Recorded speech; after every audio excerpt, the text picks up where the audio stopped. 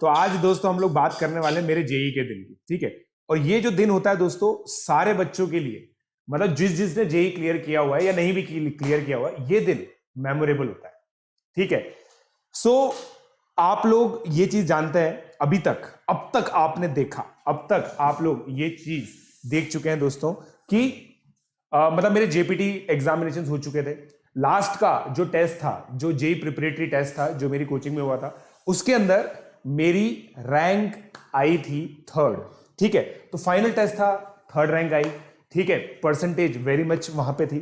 और उस समय एक थॉट प्रोसेस दिमाग में होती है कि 2 साल मेहनत की है। Now it all boils down to this day, and that day was 13th of April 2008.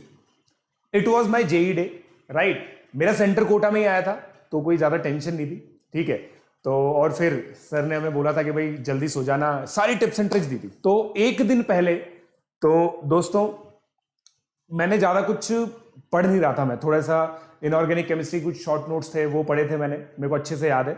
उसके अलावा थोड़े बहुत रिएक्शन मैकेनिज्म्स वगैरह देखे थे। अब सबसे इंपॉर्टेंट दोस्तों इस चीज में क्या होता है कि यार थोड़ा सा स्ट्रेस रिलीज हो जाए। तो सर ने ये चीज बोली थी कि यार कुछ हार्मलेस, जिसमें बहुत ज्यादा हार्म ना हो, ऐसी कोई फिजिकल एक्टिविटी कर लेना, राइट। तो वो फिजिकल एक्टिविटी हम लोग कर रहे थे, क्रिकेट खेला हम लोग, ठीक है। कोई भी डाइव कैच नहीं, राइट, कोई भी बहुत डेंजरस शॉट नहीं, बिल्कुल स्लो बॉल करके, बट अपने आप को थोड़ा थकाने की कोशिश की ताकि नींद जल्दी आ जाए। 12 तारीख को दोस्तों रात को 9 बजे मैं बेड पे था और बस एक चीज दिमाग में चल रही थी कि क्या मुझे सफिशिएंटली आता है, क्या मैं कल परफॉर्म कर पाऊंगा। मेरा सेंटर, मेरा जो घर है वहां से 4-4.25 किलोमीटर दूर था, ठीक है। और क्योंकि कोटा में ही था तो मुझे पता था, और मुझे एक दिन पहले सेंटर देख के आने की जरूरत नहीं पड़ी। जनरली मैं बच्चों को बोलता हूं कि आप लोग को एक दिन पहले अपना सेंटर देखना चाहिए, बट मैंने नहीं देखा, ठीक है। मैसेजेस आए जा रहे हैं दोस्तों कि भाई all the best, all the best, all the best, सब बच्चों के मैसेज आ रहे थे। और आपकी मिस ओ का भी मैसेज आया कि भाई प्रशांत फोड़ के आना, समझ रहे हो। तो पूरा माहौल था, मतलब ये क्लियरली दिख रहा था कि अब तक के जीवन के जो 18 साल का एग्जिस्टेंस है उसका one of the most important day 13 अप्रैल होने वाला है। 12 तारीख को ये सब चीजें मेरे दिमाग में थी, ठीक है। अच्छे से थक के खाना खा के 9 बजे मैं बेड पे था, कोशिश कर रहा था कि नींद आ जाए, बट वही सब चीजें दिमाग में घूम रही थी। ये हो गया तो ये होगा, ये होगा तो ये होगा, कैसे क्या होगा, सब चीजें जो एक बच्चे के दिमाग में चलती हैं वो सब चीजें मेरे दिमाग में चल रही थी। जितना मुझे याद है मैं घड़ी देख रहा था बार बार, ठीक है, उठ के, ठीक है, वही मोबाइल के अंदर ही, क्योंकि तब तक ऐसे मोबाइल तो आए गए थे जो घड़ी दिखा देते थे, टाइम दिखा देते थे।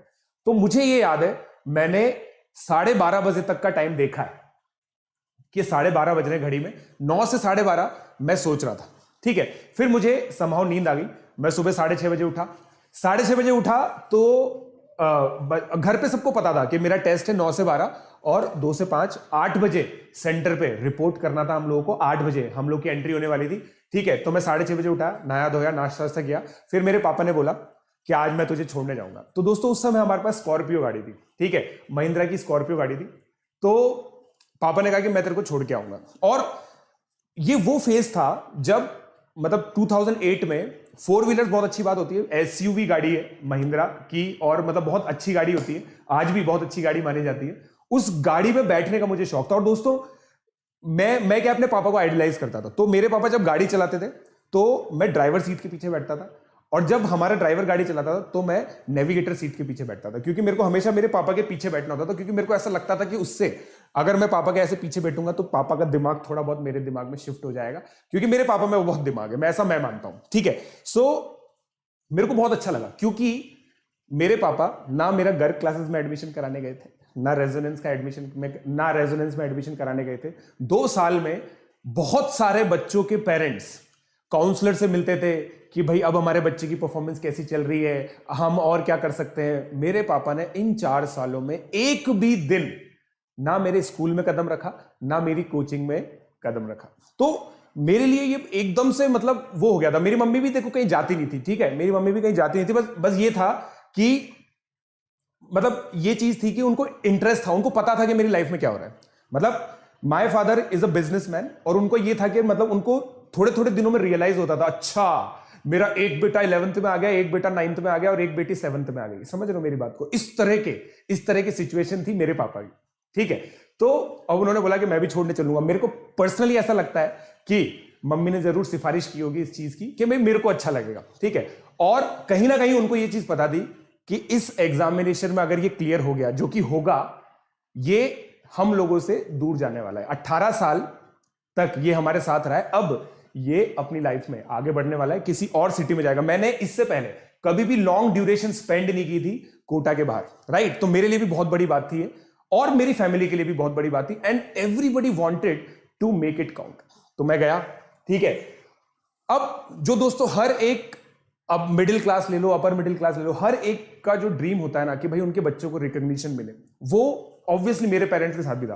तो मैं जैसे ही गया ना, जैसे हम लोग उतरे तो वहां देखा पेरेंट्स की लाइन लगी हुई है, ठीक है। एक बच्चा पढ़ रहा है, ठीक है। अब इमेजिन करना दोस्तों, अप्रैल है, अप्रैल में गर्मी होती है, एक बच्चा पढ़ रहा है, उसकी मम्मी ऐसे पंखे से हवा कर रही है उसकी, मतलब आओ भगत चल रही है, समझ रहे हो? क्योंकि ये दिन ऐसा होता है दोस्तों जहां पे पेरेंट्स ने जो 2 साल इन्वेस्टमेंट किया होता है अपने बच्चों के ऊपर, उनको कोटा भेज के जो इन्वेस्टमेंट होता है, उस इन्वेस्टमेंट का रिटर्न मिलने वाला है आज। तो ये फाइनल सब चीजें चल रही है, ठीक है। और फिर फाइनल ये चीज भी चल रही है, उसके अलावा मतलब टिफिन, बकायदा ऐसे बड़े बड़े टिफिन है, चटाइयां लगी हुई है। चटाई जो होती है ना, मतलब जो फर्श पे लगाते हैं, वहां पे बैठते हैं, सब लोगों ने अपना अपना कोना पकड़ा हुआ है। क्योंकि क्या था, 9 से 12, 2 से 5, 12 से 2 कहीं जाएंगे नहीं, यहीं पे इंतजाम कर देंगे, यहीं पे इंतजाम कर देंगे, ठीक है। तो मैं तो अपने घर जाने वाला था, मेरे को कोई दिक्कत नहीं थी। मैं आया वहां पे, मेरे कुछ मतलब मेरी कोचिंग के ही कुछ बच्चे थे, ठीक है। अब वो मेरे को देख देख के ऐसे बोल रहे थे, अरे ये रेजोनेंस का टॉपर है, अरे ये रेजोनेंस का टॉपर है, अरे ये रेजोनेंस का टॉपर है। तो मेरे पापा देख के खुश हो रहे थे। मैंने जैसे बताया ना, देखो हर पेरेंट की ये महत्वाकांक्षा होती है, हर पेरेंट की ये महत्वाकांक्षा होती है कि उनके बच्चों को रिकॉग्निशन मिले, ठीक है। तो भाई रिकॉग्निशन मिल रहा था, रिकॉग्निशन मिल रहा था, तो वो भी मतलब बिल्कुल खुश हो रहे थे, क्योंकि मतलब उनको रियलाइज नहीं था। देखो अब रियलाइज कैसे होगा, 4 साल वो कोचिंग गए नहीं, 4 साल वो स्कूल भी नहीं गए, मेरी क्या रेपुटेशन थी, क्या मतलब मेरी क्या परफॉर्मेंस थी, उनको नहीं पता था। उनको बस ये पता था कि यार मैगजीन में मेरी फोटो आती है। अब इतने सारे बच्चों को ये सारी चीजें पता थी, तो उनको बहुत अच्छा लगा, ठीक है। अब 8:15 बजे दोस्तों मेरी एंट्री हो गई, राइट। अब मैं गया अंदर, रोल नंबर वगैरह सब था, सीट वगैरह चेक की मैंने, कुछ गड़बड़ थी या नहीं थी। सबसे पहले ये चेक किया टॉयलेट का है, पानी कहां पे पीना है, ठीक है। ये दोनों चीजें चेक की, क्योंकि मुझे पता था दोस्तों जीवन में आज तक मैंने ऐसा पेपर नहीं दिया 3 घंटे का जब मैं बीच में वॉशरूम नहीं गया हूं। मेरे को तो जाना ही होता है, नहीं भी आ रहा हो तो भी जाना होता है मजे लेने के लिए। कब जो सब चीजें हैं जो है, ठीक है। हर एक स्टूडेंट की इस तरह की हैबिट्स होती है, राइट। तो मैंने देखा कितनी डिस्टेंस है, क्या दूरी पर है, ठीक है। फिर एज यूजुअल 8:30 बजे हमें ORS मिलने वाली थी। ORS मतलब ऑब्जेक्टिव रिस्पॉन्स शीट। अब दोस्तों जेई का जो पेपर होता है ना, वो बहुत ही हाई इंपॉर्टेंस का पेपर होता है। मुझे पर्सनली ऐसा लगता है उसमें एग्जैक्टली सब चीजें टाइम पे चलती हैं। आप लोगों ने अगर NTSC का एग्जाम दिया हो, प्री आरएमओ का भी एग्जाम दिया हो, बहुत सारे बच्चों ने, तो आप लोगों ने देखा होगा कहीं ना कहीं गवर्नमेंट की मतलब थोड़ी सी लेथार्जी होती है। 8:30 बजे OMR मिलनी है, 8:40 पे मिल रही है, 8:45 में मिल रही है, बट जेई में ऐसा नहीं होता। एटलीस्ट मेरे ईयर में, मेरे सेंटर में तो ऐसा नहीं हुआ, राइट। तो अब दोस्तों क्या हुआ कि भाई मेरे को OMR मिल गई, ठीक है। पेपर 8:45 पे मिलना था, 8:45 पे मिल गया, बिल्कुल सील्ड पैक पेपर था। और उस दिन दोस्तों मुझे ये पता चला कि पेपर व्हाइट कलर के अलावा भी आते हैं, ठीक है। क्योंकि हमने जो पेपर दिए थे वो तो सब व्हाइट कलर के थे, बोर्ड एग्जाम भी व्हाइट कलर के पेपर में आता है। मेरे को स्काई ब्लू कलर का पेपर मिला, उस पर कुछ कोड लिखा हुआ था, ठीक है। कोड ये इसलिए था कि भाई बच्चे चीटिंग ना करें, ठीक है। तो मेरे को उसी कोड का, एक कोड का पेपर मिला। और फिर हमें बोला गया कि भाई आप अपना IIT का जो एडमिट कार्ड है उसके हिसाब से रोल नंबर वगैरह सब भर दो। सब चीजें हमने भर दी। हमें पेंसिल से भरना होता था दोस्तों, आजकल सभी एग्जामिनेशन पेन से भरने वाले हो गए, हमें पेंसिल से भरना था, मुझे अच्छे से याद है। तो पेंसिल से सारी चीजें भरनी थी। 9 से 12 का पेपर था दोस्तों, ठीक है। अब आदत तो होती है, सील बंद है, फिर भी थोड़ा सा ऊपर से थोड़ी सी इतनी सी जगह होती है ना, वहां से ऐसे पलट पलट के देख रहे थे कौन कौन से क्वेश्चन आए। तो भाई एक वेक्टर का क्वेश्चन दिखा, अरे ये तो आता है। फिर आगे थोड़ा सा वो किया, और मैंने दोस्तों देखो, मैंने ईमानदारी से दिमाग लगाया कि भाई मैथ्स का पेपर आखिरी था, क्लियरली आगे इंस्ट्रक्शन में लिखा होता, केवल मैथ्स का पेपर देखा। क्योंकि अगर मान लो मैंने फिजिक्स का पेपर देख लिया और मेरे को नहीं आया, कोई क्वेश्चन देख लिया मैंने, तो पेपर के स्टार्टिंग में ही डिमोटिवेशन आ जाएगा।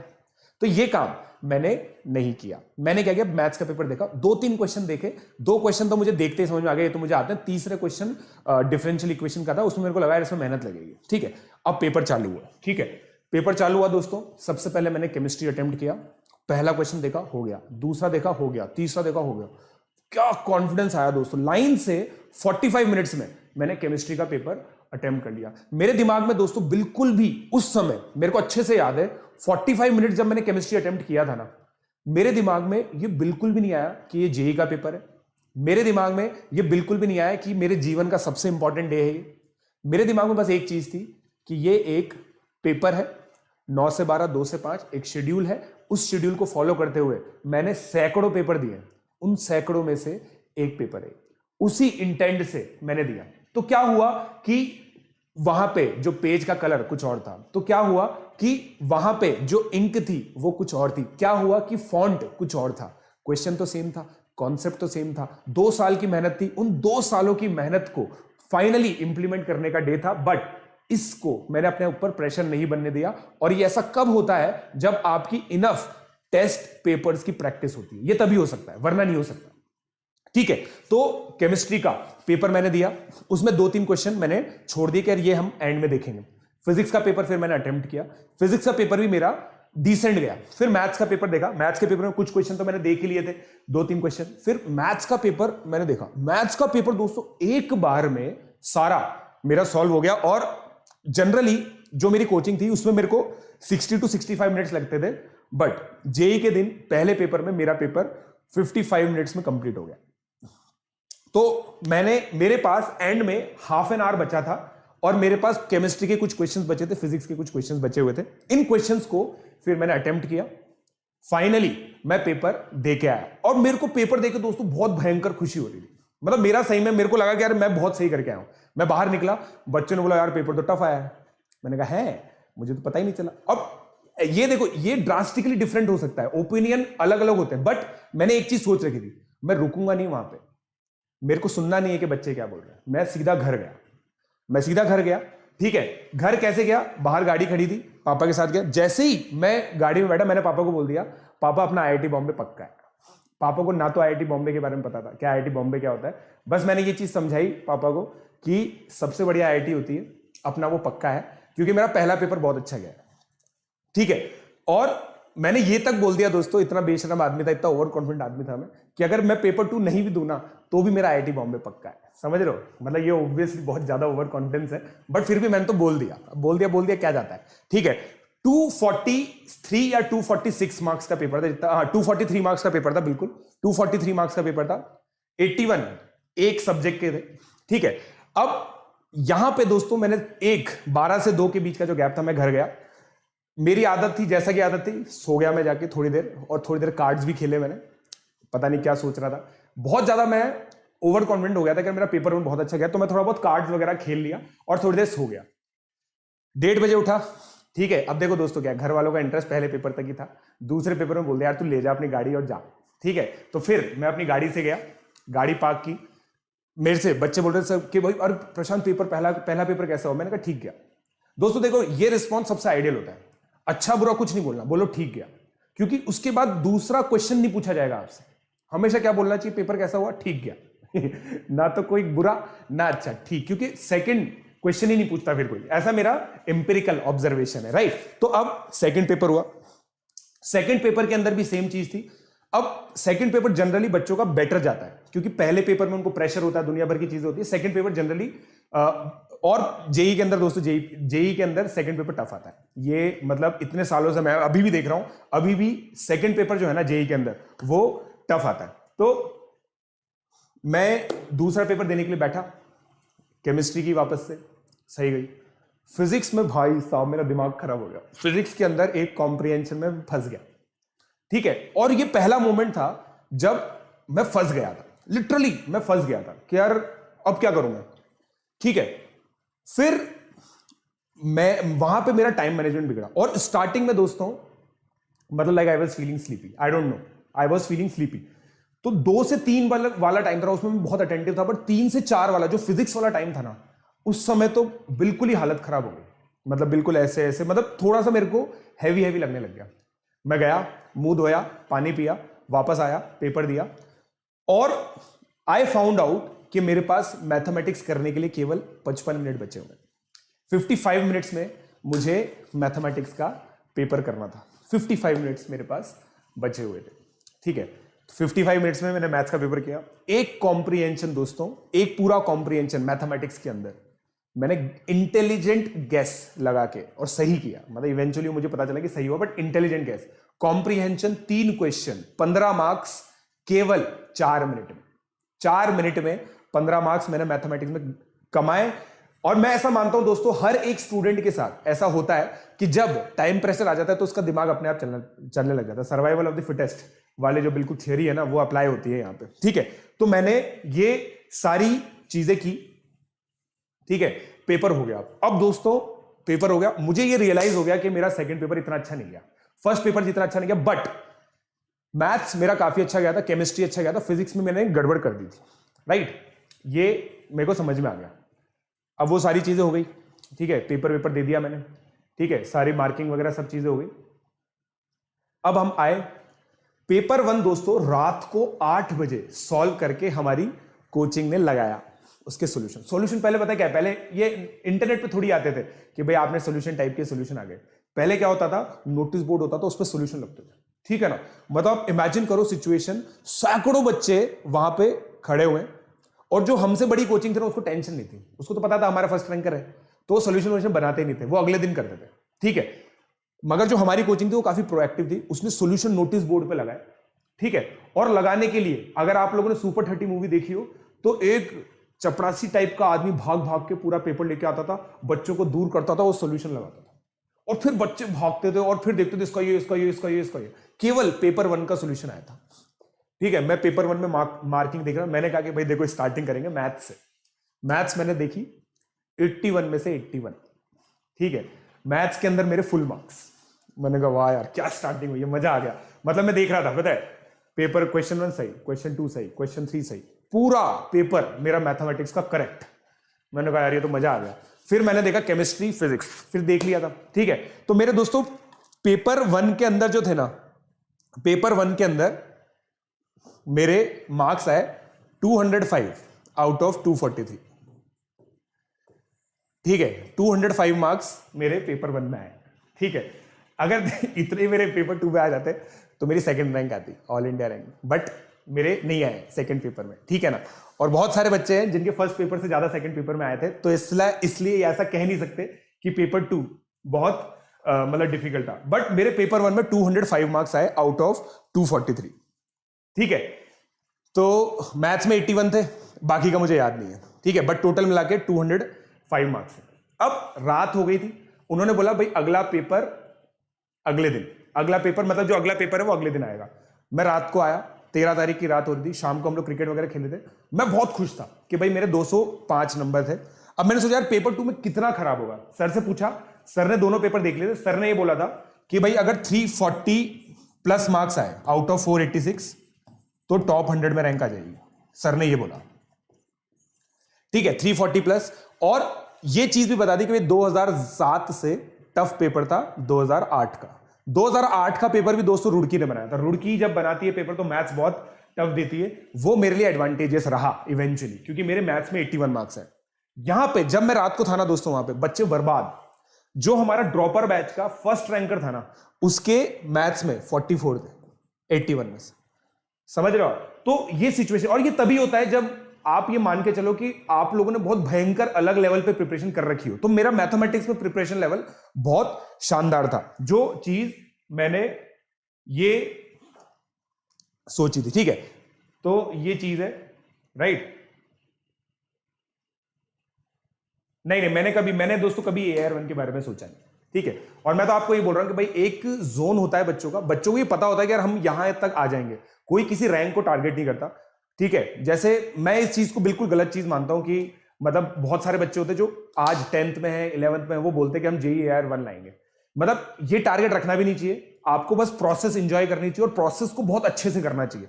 हर एक दिन सिंसियरिटी रखनी चाहिए, ठीक है। तो 2008 का पेपर डिफिकल्ट था, सर ने बोला 340 प्लस पे मेरे हिसाब से टॉप 100 में आ जाएगी। अब मेरे पहले पेपर में 205 नंबर थे, मैंने बताया नहीं सर को। सर ने पूछा, मतलब सर ने बोला कि, मैंने बोला सर मैंने मार्क्स नहीं लगाया था, ठीक है।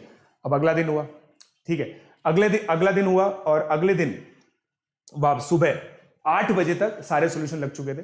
रात को ऑब्वियसली नींद नहीं आई, और अगले दिन अगर नींद नहीं भी आई ना रात को तो क्या फर्क पड़ता है, सब चीजें तो हो ही चुकी हैं, पेपर हो ही चुका है। मैं गया, आंसर की देखी मैंने, ठीक है, और मैंने मार्क्स अपने अगले दिन मैं गया, ठीक है, तो मैंने अपने मार्क्स कैलकुलेट किए, मेरे आ रहे थे तकरीबन 190 मार्क्स आए 243 में से, तो मेरे टोटल हो रहे थे 395, ठीक है, 486 में से, ठीक है। अब एक बच्चा आया, तो उसने मुझे, तब तक मैंने क्या सेकंड पेपर के मार्क्स लगाए नहीं थे, तब तक मैंने सेकंड पेपर के मार्क्स लगाए नहीं थे, मतलब ये रियल स्टोरी है इसलिए बता रहा हूं, और मैं अपने आप को कोई बोस्ट वोस्ट नहीं कर रहा, ठीक है। उसने पूछा कि कितने मार्क्स आए, मैंने बोला 205, क्योंकि मैंने तब तक 205 ही लगाए थे। तो उसने बोला यार तेरा तो हो जाएगा आराम से सिलेक्शन। तो उसने कहा बट तेरे यार कम नहीं रहेगा तेरे हिसाब से, क्योंकि वो जानता था मैं फर्स्ट रैंक। मैंने कहा तो पेपर 1 में है, उसको लग रहा था टोटल मेरे 205 है, क्योंकि पेपर टफ था थोड़ा सा, ठीक है। अब मैंने टोटल मार्क्स लगा लिए, मेरे 395 थे, सेकंड वाले बच्चे के 357 थे।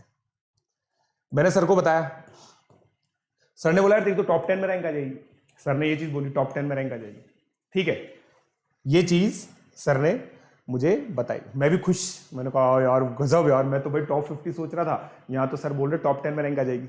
सर ने वहां पे पता किया, मतलब जो दूसरी क्लासेस थी, बंसल क्लासेस थी, वहां पे एक बच्चे के 430 मार्क्स आ रहे थे तो हमने कहा भैया ये तो बहुत ज्यादा है, समझ रहे हो, 430 मार्क्स आ रहे थे एक बच्चे के। उसकी फर्स्ट रैंक आई इवेंचुअली, वो अलग बात है, बट ये चीज भी थी कि इसके आसपास कोई भी बच्चा नहीं था। सेकंड हाईएस्ट वहां पे 404 बताया।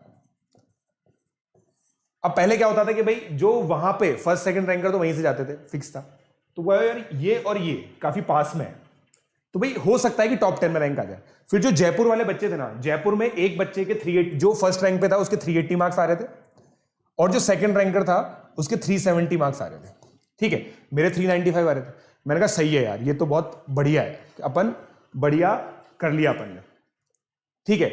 मैं भी खुश था, सब खुश थे। मैंने बताया घर पे कि मेरे 395 मार्क्स आ रहे हैं, मेरे घर वालों को था नहीं, मैंने बस उनको ये चीज बोली, और मैं आज भी प्राउड करता हूं इस स्टेटमेंट पे।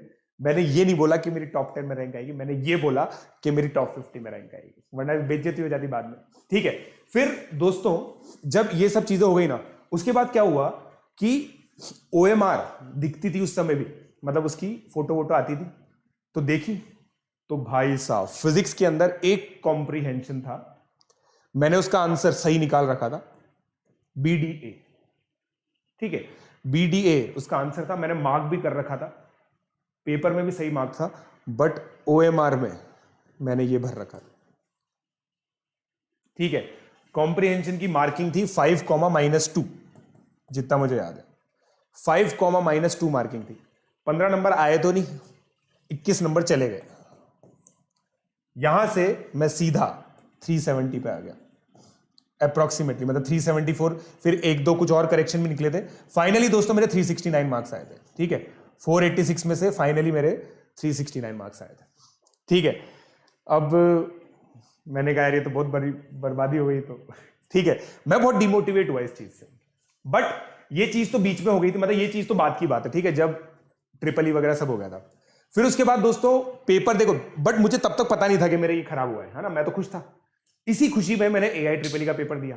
AIEEE जो JEE मेन होता था वो था 27 अप्रैल को। अब दोस्तों मेरा उसका सेंटर है अजमेर, और मैं ओरिजिनली अजमेर का हूं। मैंने 2 साल से अपने दादा दादी को नहीं देखा था, ठीक है, तो मेरे को वो एक अलग खुशी थी। मैं वहां पर रुका, मेरा जो मतलब जिस गांव से मैं हूं उस गांव में गया, मैंने वहां पे टाइम स्पेंड किया, ठीक है। मेरे चाचा बहुत मतलब इन सब चीजों से बहुत खुश होते थे, मैं जो चीजें करता था, ठीक है, तो वो सब चीजें हुई। मैंने उनको मतलब उनको बताया कि भाई ये सारी चीजें हैं, और हुआ तो फिर मैं मुंबई पढ़ने जाऊंगा। और मतलब मैं जिस बैकग्राउंड से हूं ना, मेरे पेरेंट्स को, मेरे चाचा चाची को, मेरे दादा दादी को बस ये पता था कि यार बड़ी सिटी में कोई पढ़ने जाता है ना तो अच्छा होता है, और मुंबई वाज दी, मतलब वो तो आज भी बहुत बड़ी सिटी है, राइट। तो ये एक बहुत अच्छी फीलिंग थी जो उनको पता थी, क्योंकि एजुकेशन बैकग्राउंड तो है नहीं, उनको कोई आइडिया नहीं था, बस उनको ये था कि भाई अच्छा कहीं बड़ी जगह पढ़ने जाएगा, तो ये सब चीजें थी। AI ट्रिपल का पेपर हुआ। AI ट्रिपल के पेपर में पहले क्वेश्चन में मैंने ब्लंडर कर दिया, उनसे व्हाइटनर मांग रहा था, व्हाइटनर उन्होंने दिया नहीं। AI ट्रिपल की स्टोरी देखो इंटरेस्टिंग इसलिए नहीं है क्योंकि मेरा जेई में बहुत अच्छा स्कोर आ चुका था, मैं लाइफ में रिलैक्स हो गया था। ठीक है, लाइफ में रिलैक्स हो चुका था मैं कि यार अब IIT बॉम्बे तो जाना ही है, कंप्यूटर साइंस तो मिल ही रही है, चिल मारो। तो मैं बिल्कुल चिल मार के गया। ठीक है, 2 पेपर हुए दोस्तों मेरे, है ना, 2 पेपर। एक AI ट्रिपल का था। ठीक है, AI ट्रिपल में मेरी 66 रैंक आई थी। ठीक है, AI ट्रिपल में दोस्तों मेरी 66 रैंक आई थी। और बिट्स का पेपर भी होता है, बिट सेट का पेपर। ठीक है, उसमें मेरे 450 में से 396 आए थे। और दोस्तों ये जो सारे पेपर्स के सेंटर थे ना, मैंने बहुत, देखो जैसे कि ये बिट्स का सेंटर मैंने लिया गुड़गांव, समझ लो, क्योंकि इंटेंट क्या था, घूमना है, घूमना था भाई, अपने को लाइफ में घूमना था। गुड़गांव अपन ने सेंटर लिया क्योंकि उस समय तक देखो गुड़गांव ही था, अभी गुरुग्राम हो गया वो अलग बात है, बट मेरे उस समय तक तो गुड़गांव ही था, तो मैंने गुड़गांव सेंटर लिया, वहां पे घूमना था। ठीक है दोस्तों, गुड़गांव जाके मुझे पहली बार पता चला कि मतलब राजस्थान में है ना, मलाई कोफ्ता जो होता है ना, ये बहुत छोटे छोटे रियलाइजेशंस होते हैं, है ना, आप लोगों की लाइफ में भी आएंगे। मलाई कोफ्ता मीठी सब्जी मानी जाती है क्योंकि राजस्थान में दोस्तों ये रेड ग्रेवी में मिलती है, बाकी पूरी दुनिया में, मतलब पूरे इंडिया में ये व्हाइट ग्रेवी में मिलती है। मुझे उस समय जाके रियलाइज हुआ, उस समय पता चला। मैं हमेशा यही सब्जी मंगाता था, बट राजस्थान के बाहर ये सब्जी नहीं मंगानी होती क्योंकि ये मीठी सब्जी होती है। मुझे उस समय रियलाइज हुआ। ठीक है, बहुत नई नई चीजें होती थी और एक अंदर से कॉन्फिडेंस आ जाता है ना कि भाई आपका एग्जाम क्लियर हो चुका है। ठीक है, ये सारी चीजें AI ट्रिपल के अंदर मेरे को अच्छे से याद है। मतलब मैं जब गया था ना, कोई प्रेशर नहीं था, रात को बहुत बढ़िया नींद आई, कोई प्रेशर नहीं था। अगले दिन सुबह गया, ठीक है, अजमेर हम लोग पहुंच चुके थे। ठीक है, अजमेर का दोस्तों एक मतलब कचौरी का बड़ा भाई होता है कचौरा। ठीक है, जो इतनी बड़ी डिश आती है, मतलब ऐसे मान लो इतना बड़ा सा सर्कल होता है वो, मतलब बहुत ज्यादा बड़ा बता दिया मैंने। ऐसा मान लो कि जो लार्ज साइज पिज्जा होता है ना, उतना बड़ा एक कचौरा होता है ना, कचौरी का बड़ा भाई बोलते हैं हम लोग उसको। तो वो मिलता था वहां पे, वो खा रहे हैं, सुबह जलेबी खा रहे हैं, कोई टेंशन ही नहीं है क्योंकि पेपर देने गए, पेपर दे के आए वापस, पूछा चाचा ने कैसा हो गया, मैंने कहा बढ़िया गया, चिल मारो, पेपर गया, क्योंकि कहीं जाना था ही नहीं। ठीक है, जैसे ही पेपर दिया मेरे पास फिर ट्रिपल IIT हैदराबाद से वो एक पूरा ब्रोशर आया कि हम आपको इन्वाइट कर रहे हैं एडमिशन के लिए। ठीक है, हमने कहा लेना ही नहीं है, हमें तो IIT बॉम्बे जाना है, जेई की रैंक का इंतजार कर रहे थे उस समय तक। ठीक है, फिर अप्रैल निकल गया, मई में दोस्तों मैं INCHO के कैंप में गया था, INCHO क्वालिफाइड था, तो मैं कैंप में गया। वहां पे जाके वहां पे सब ऐसे ही बच्चे थे। एक बच्चा बोल रहा है मेरे 404 नंबर आ रहे हैं, एक बच्चा बोल रहा है मेरे 395 मार्क्स आ रहे हैं। वहां पे जाके मुझे ये मिस्टेक पता चली थी मेरी, ये वाली जो मिस्टेक थी ना, वहां जाके पता चली थी। मैंने पहले थोड़ा बहुत अपने आप को कोसा, फिर मैंने ये चीज सोच के रैशनलाइज किया। हमेशा देखो दोस्तों, मैं क्या है कि मैंने आप लोगों को बोल रखा है, मैं थोड़ा सा ऑप्टिमिस्टिक पर्सन हूं। मैं ये सोच के खुश हो गया कि यार 4 मिनट में वो मैथ्स वाला कॉम्प्रिहेंशन भी तो किया था ना, 15 नंबर वहां पे भी तो मिले थे ना, तो बस ठीक है, भगवान ने बैलेंस आउट कर दिया। जो डिजर्व करते थे वही मिलना था, डिजर्व यही करते थे। ठीक है भाई, अपने को जो मेहनत करते हैं ना अपन, उतना मिलता है ना, उससे ज्यादा। और भगवान ये इंश्योर करते हैं कि जितनी मेहनत की ना उतना तो मिलेगा, उससे कम नहीं मिलेगा। और कभी कभी किस्मत अच्छी हो जाती है, जैसे PTET में हुई थी, फर्स्ट रैंक आ गई। वो तो देखो दोस्तों प्योरली तुक्का था, मतलब ठीक है, बहुत सारे बच्चे बोलते हैं कि ऐसे तुक्का, तुक्के में फर्स्ट रैंक थोड़ी आती है, बट मैं तो मानता हूं कि मेरी तो आई थी। ठीक है, तो ये सारी चीजें हुई वहां पे दोस्तों, मैंने रियलाइज किया, वहां पे मुझे पहली बार पता चला कि जब मेरे इतने मार्क्स हो गए थे ना, तो मुझे उस कैंप में 25 बच्चे मिल गए थे जो मुझसे ऊपर थे। 25 बच्चे मुझे मिल गए थे उस कैंप में। वहां मुझे रियलाइज हुआ कि यार मेरी रैंक नहीं आएगी, अब टॉप 50 में रैंक नहीं आ सकती, क्योंकि 25 बच्चे तो यही मिल गए मुझे। 35 बच्चों का बैच था, उसमें से 25 ऐसे हैं जिनके मुझसे ज्यादा मार्क्स हैं। तो मैंने कहा यार नहीं आएगी, अब तो अब रैंक नहीं आ सकती। ठीक है, तो फिर हम लोग क्रिकेट खेलते थे, ये सब चीजें करते थे, तो मतलब आपस में बातचीत होती, तो रियलाइज हो गया। और आज भी दोस्तों, आज भी ये कैंप होते हैं ना, केमिस्ट्री ओलंपियाड, फिजिक्स ओलंपियाड, वहीं पे पता चलता है बच्चों को आपस में कि किसकी फर्स्ट रैंक आएगी, किसकी क्या आएगी। आज भी ऐसा ही होता है, क्योंकि इन कैंप्स की डेट वही होती है, मई के करीब होती है। ठीक है, मार्क्स मतलब जेई का एग्जाम्स के सब ये चीज आ जाती है। ठीक है, तो उस समय AI ट्रिपल का रिजल्ट पहले कैसे आया, वो पेपर तो बाद में हुआ था। नहीं पेपर, अबे रिजल्ट तो बाद में आया, सबके रिजल्ट बाद में आया दोस्तों, ऐसा नहीं है पेपर का रिजल्ट पहले आ गया। पेपर के रिजल्ट सबके बाद में है, वो तो मैं तुम्हें अभी बता रहा हूं, अभी तो सबको रिजल्ट पता ही है ना तो इसलिए मेरी उस समय तक दोस्तों कैंप तक केवल और केवल मेरा बोर्ड का रिजल्ट आया था। कैंप के अंदर दोस्तों बोर्ड का रिजल्ट आया, 90% आई थी मेरी, बस वो था। बाकी सारे जो रिजल्ट थे ना वो कोटा आने के बाद आए थे। फिर मैं दोस्तों कैंप से कोटा आया, गोल्ड मेडल था ही मेरे पास, आईएनसी जो गोल्ड मेडल मिल चुका था मेरे को, ठीक है। और वहां पे पापा ने पूछा कैसा एक्सपीरियंस रहा, ठीक है। मुझे याद है मैं पहली बार कोटा से बाहर गया था, मुंबई गया था, और मुझे पता था मुझे इवेंचुअली मुंबई जाना है, और मेरे वहां पे काफी अच्छे दोस्त बन गए। तो वो मैं बहुत अच्छी चीज मानता हूं, क्योंकि यही लोग आगे मेरे साथ आईआईटी बॉम्बे में गए। तो आईआईटी बॉम्बे जाने के बाद मुझे कुछ ऐसा लगा नहीं, ठीक है।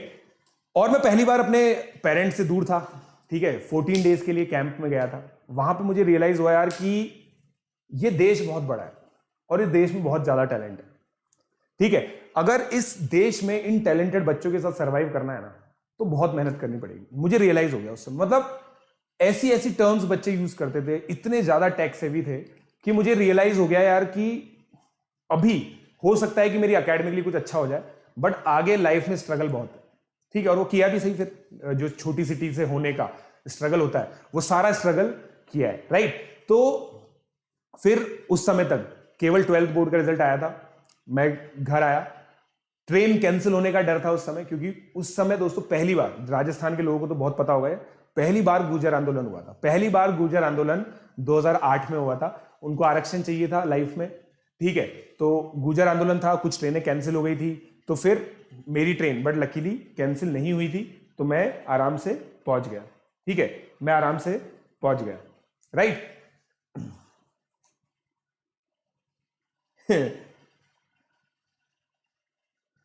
एग्जैक्टली नहीं, देखो मेरे को है ना, फिर ये सारी चीजें थी, और फिर मेरे को पता है एक डर लगने लग गया था कि यार कहीं मैं टॉप 50 में नहीं आऊंगा, है ना। मतलब मेरे को मैं बहुत ऑनेस्टली बता रहा हूं दोस्तों, मेरे को इस चीज का डर था कि मैं टॉप 50 में नहीं आऊंगा, ठीक है। फिर मैं गया सर के पास, मैंने सर को ये सारी चीज बताई कि सर मेरा ये कॉम्बिनेशन तो गलत हो गया। तो उन्होंने बोला देखते हैं क्या होता है यार, ठीक है। उन्होंने भी, सर ने देखो बहुत ईमानदारी होता, सर ने भी ये चीज बोली थी कि यार टॉप 50 में तो मुश्किल है। मैंने सर को बता दिया था ये फैक्ट कि भाई 25 बच्चे तो सर वहीं पे मिल गए मुझे, ठीक है। तो सर ने बोला कि यार देख टॉप 50 तो मुश्किल है, अब देखते हैं जो होगा बढ़िया होगा, तू टेंशन मत ले। और उसी साल दोस्तों ये अपडेट आया कि आईआईटी बॉम्बे से डुअल डिग्री खत्म हो रहा है, ठीक है। इसका मतलब मैं समझाता हूं, देखो आईआईटी में जो रैंकिंग होती है ना, मतलब जो सीट्स मिलती है वो ओपनिंग और क्लोजिंग रैंक के हिसाब से मिलती है। तो जैसे 28 सीट्स है, तो जिसकी फर्स्ट रैंक है, सेकंड रैंक है, उनको पहले मौका मिलता है सीट लेने का। तो अगर उन्होंने सीट ले ली तो खत्म हो जाएगा। तो 28 सीट्स थी, तो 28 सीट्स के लिए जनरली क्या होता था दोस्तों, टॉप 50 में रैंक लानी होती थी। आईआईटी बॉम्बे की अगर 28 सीट्स चाहिए तो 28 ही जनरल सीट्स थी, ठीक है। तो उस समय नोटिफिकेशन आया कि भाई डुअल डिग्री हम हटा रहे हैं, 5 साल का जो कोर्स होता था, और बीटेक की सीट्स 28 से 44 कर रहे हैं। मैंने कहा ये तो मेरे लिए ही हुआ है, क्योंकि भगवान को पता चल गया था कि भाई इसकी रैंक टॉप 50 में शायद नहीं आएगी, तो उन्होंने सीट्स ही बढ़ा दी। और देखो अब दोस्तों, अगर आईआईटी बॉम्बे कंप्यूटर साइंस मुझे मिल गया तो सेकंड रैंक को भी वही मिला है, मुझे भी वही मिला है, क्या फर्क पड़ता है कि नहीं। तो मैंने कहा ये भगवान ने मेरे लिए किया है। और दोस्तों सही में वही ईयर था जब ऐसा हुआ था। उसके बाद फिर ओबीसी के रिजर्वेशंस बढ़े 999% करके, तो मैं उसी फेज का हूं जब 999% करके सीट्स बढ़ी थी ना आईआईटी की, और वो जो 49.5% रिजर्वेशन हुआ था, तो मैं उसी जोन का हूं। तो मेरे को लगा भगवान भाई मेरे साथ थे, भगवान मेरे साथ थे। तो ये सारी चीजें हुई, और फिर रिजल्ट का दिन आया, मैं कोटा आया। 30 मई को रिजल्ट आने वाला था सुबह 8 बजे। रिजल्ट कैसा आया आपको भी पता है, बट उस दिन के इमोशंस क्या थे, उस समय क्या हुआ, और उस दिन को मैंने कैसे स्पेंड किया, आखिरी चैप्टर हम लोग जानेंगे सैटरडे को, ठीक है। अब मैं आप लोगों से क्या चाहता हूं, इस लिंक को आप लोग सब लोग के साथ शेयर करें, और सैटरडे वाले वीडियो जो ग्रैंड फिनाले है, उस फिनाले के लिए आप लोग जरूर आए। ये व्लॉग सीरीज बहुत अमेजिंग रही है दोस्तों, मेरे हिसाब से आप लोगों को भी बहुत अमेजिंग लगी। सेकंड लास्ट एपिसोड आज है, लास्ट एपिसोड सैटरडे को होने वाला है। सैटरडे को हम लोग मिलेंगे।